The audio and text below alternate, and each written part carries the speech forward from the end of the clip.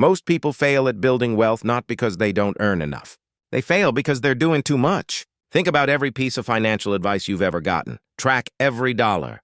Optimize every account. Rebalance your portfolio quarterly. Find the best credit card rewards.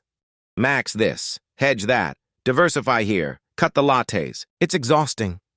And here's the part nobody tells you. That exhaustion is exactly why most people quit. The people quietly getting wealthy aren't doing more.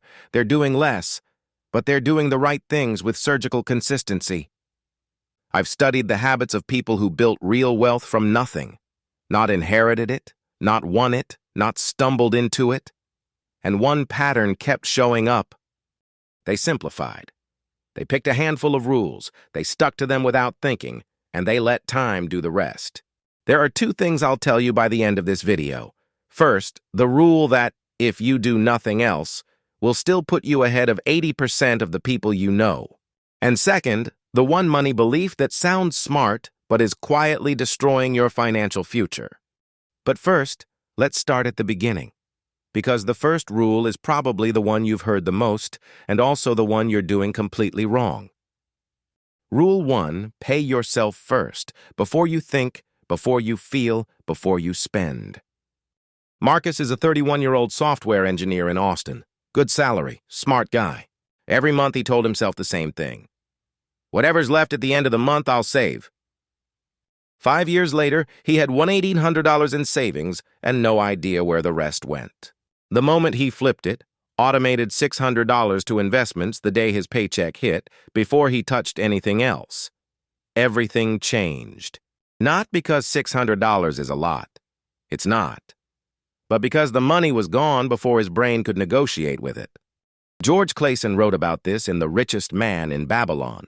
A tenth of what you earn is yours to keep, but the secret isn't the amount. It's the automation. Remove the decision. Wealth built on willpower eventually collapses. Wealth built on systems survives. Rule 2. Never let lifestyle grow faster than net worth. There's a term for what kills most middle-class wealth journeys. It's called lifestyle inflation. You get a raise, so you get a nicer apartment. You get promoted, so you get a newer car. Every income bump gets absorbed immediately by a lifestyle that's always waiting to expand. The rule is simple. When income goes up, let at least half of that increase go into investments first. Enjoy the rest. But never, never upgrade the entire lifestyle before upgrading the portfolio. A study from the Journal of Consumer Research found that increased income only leads to increased happiness up to a certain threshold. After that, the upgrades stop mattering but the costs don't. Rule 3. Own assets. Don't just collect expenses that look like assets. This is the one that stings. Most people think they own assets.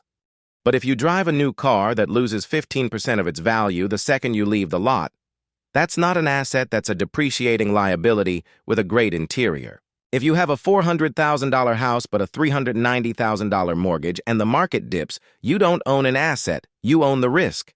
Real assets put money into your pocket while you sleep. Dividend-paying index funds, a rental unit, a skill that generates freelance income. These are things that work when you don't. Start tilting your financial life toward things that generate, not just things that impress. Rule 4. Avoid debt that doesn't pay you back. There are two kinds of debt. The kind that makes you money, a mortgage on a rental, a business loan that generates revenue, a student loan for a skill the market actually wants. And the kind that just takes it. Credit card balances, car loans on depreciating vehicles, buy now, pay later for things you forgot about in 3 weeks. Minimalist money thinking separates the two without hesitation. If the debt doesn't generate a return that beats its own interest rate, it's a tax on your future. Pay it down like it's on fire, because financially it is. Rule 5. Build a boring emergency fund and never touch it. 3 to 6 months of living expenses, high-yield savings account, completely liquid, completely boring. This is not an investment. It is not meant to grow. It is insurance against the moment life goes sideways, and life always, eventually goes sideways. Here's what happens without it. A $1,200 emergency becomes a $1,200 credit card charge that costs you $2,100 after interest. It derails the investment plan. It forces bad decisions under pressure. The emergency fund is not the exciting part of building wealth. It is the foundation that makes everything else possible. Rule 6. Invest in index funds and resist the urge to be clever. This one is almost too simple. That's why people reject it. In his 2014 shareholder letter, Warren Buffett, the greatest investor alive, told his wife that when he's gone, she should put 90% of the money in a low-cost S&P 500 index fund and leave it alone. Not hedge funds, not individual stocks, index funds. The data is relentless. Over any 20-year period, roughly 90% of actively managed funds underperform. The professionals with the data, the algorithms, and the analysts, they lose to a simple index most of the time. The minimalist rule: stop trying to beat the market. Join it. Boring beats brilliant over decades. Protect your income like it's your most valuable asset, because it is. Consider this. If you earn $75,000 a year and work for 30 more years, your future earning potential is $2.25 million. Your income is the engine. Everything else, savings, investments, wealth, is what the engine produces. Protect it. That means health insurance, disability insurance, and most importantly, investing in skills that keep your income growing. The market for skills shifts fast. The person who invests 5% of their income back into learning compounds their earning power the same way the market compounds money. Skills are the highest returning asset class most people ignore completely. Rule 8. Spend aggressively on the things that matter. Cut ruthlessly on the things that don't. Minimalism isn't poverty. It's clarity. The wealthiest people in every study aren't the ones who spent nothing. They're the ones who knew exactly where their money created the most value in their lives, and they poured into those things unapologetically. One person might spend $4,000 a year on travel because experiences refuel them. Another spends $200 a month on a home gym because that's their mental reset. Neither is wrong. The move is to identify your highest joy, highest value spending and protect it, then eliminate the rest without guilt. Stop funding the things that impress strangers and start funding the things that actually matter to you. Rule 9. Think in decades, not months. $10,000 invested at 35 in a broad market index is worth roughly $43,000 by the time you're 60. The same $10,000 invested at 25 is worth over $108,000 at the same age. Same money, same market.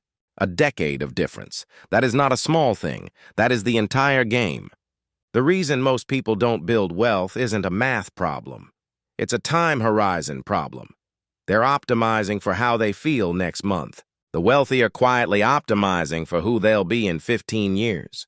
That shift in thinking, from short-term relief to long-term architecture, is probably the single most important mental transformation in this entire video. Rule 10. Don't keep score against other people's lives.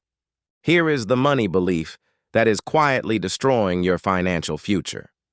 The belief that you need to look wealthy in order to feel wealthy. The car that's one upgrade too nice. The apartment in the neighborhood that stretches the budget. The vacations posted on Instagram because they need to look a certain way. Morgan Housel writes about this in The Psychology of Money. No one is as impressed by your stuff as you think they are. People are mostly thinking about their own stuff. The Joneses are broke. That's the secret everyone already knows and nobody talks about out loud. The minimalist rule is this: define wealth on your own terms. Write it down if you have to. What does financial freedom actually look like for you? Not for a stranger scrolling past your highlight reel? That clarity is worth more than any investment return.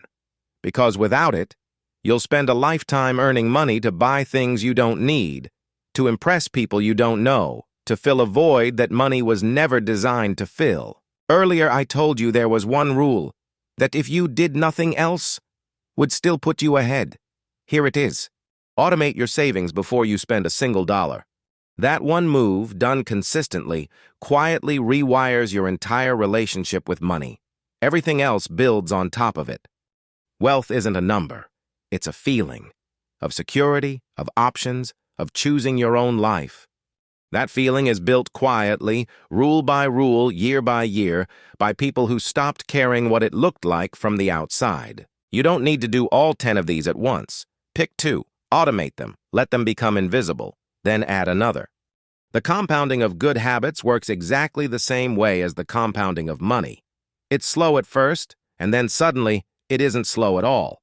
The people who build real wealth aren't the ones with the most discipline.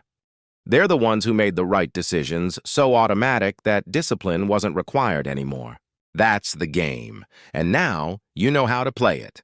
If this shifted something for you, share it with one person who needs to hear it. That's how ideas that actually matter spread.